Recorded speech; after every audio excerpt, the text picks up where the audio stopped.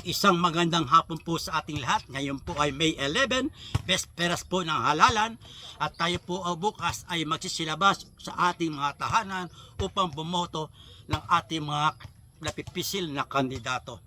At bago po tayo magsimula, shout out po muna sa mga May 11 birthday celebrants, kina Marlon Doble Landero, Ejerson Navarro Tolentino, Renato Bong Andaya ng BAP na matagal ko nakasama, Ramon Espayos ng Colombo, Jojo Castañeda, Waldy Carbonel at kay Ronald Castellano. Ganun din po sa mga May 12 birthday celebrants, kina Rico Tan, nakasama ko po sa Abro, na alam ko po umuwi siya ng Surigao upang doon ay bumoto.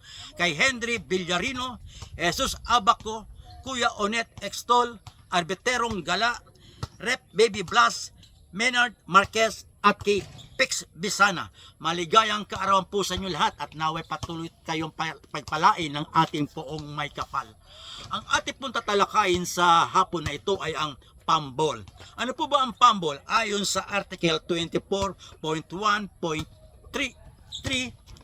a player who accidentally loses and then regains control of a live ball on the court is considered to have fumbled the ball.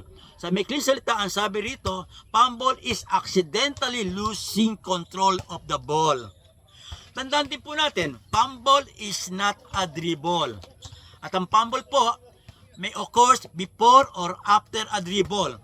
Fumble may occurs bago mag-dribble o pagkatapos mag-dribble. So, ito po yun, no? After player's control, pag nag-fumble, nag-dribble at nag-fumble, is legal po yan.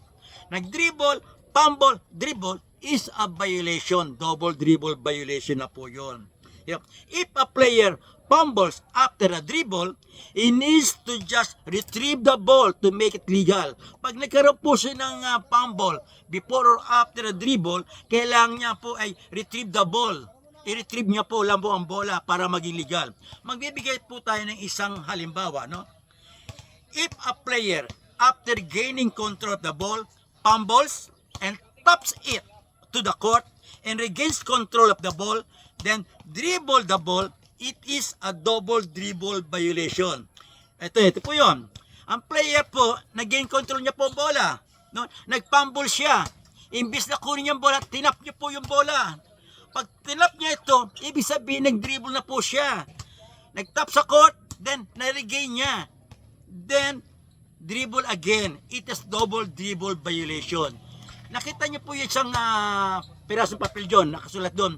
Player, control, then fumbles, legal. Player control, no? After fumble, taps the ball. First dribble. After a taps, regain it, and a dribble. After regaining, then dribble again. Violation po. Ibig sabihin, nag-player control po siya. Nadulas ang ball, nag-fumble. Hindi niya kinuha. Legal po yun. After fumble, imbis na kunin niya, tinap niya po yung bola.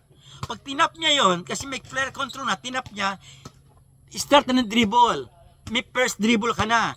After the taps, niregain mo. Ma-regain mo, napadribble na po yon. After gaining the ball, nag-dribble ka. Kaya double dribble po yun. Kaya yun, ito mga masaselang sitwasyon sa basketball na madalas nakakalusot sa mga team, no? Mga referee nakakalusot dito. Pero ito talaga mataas nila mata natin. And ayon po sa Article 24.1.2, a dribble starts when a player having control of the ball taps it on the court and touches it again before it touches another player. Tandaan po natin, taps is a dribble. Apat po yan.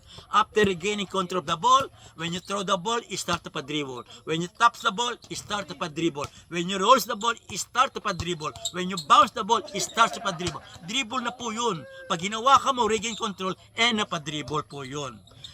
So the key here is, after a fumble, player just need to retrieve the ball and never taps it on the court.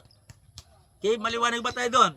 Yan po ang ating aralin sa hapon nito at huwag po natin kalimutan muling mag-like, mag-share, mag-follow at mag-subscribe sa aking YouTube channel. Ito po yung abang lingkod, former FIBA referee Etok Camarongan. Hanggang sa muli. Bye-bye!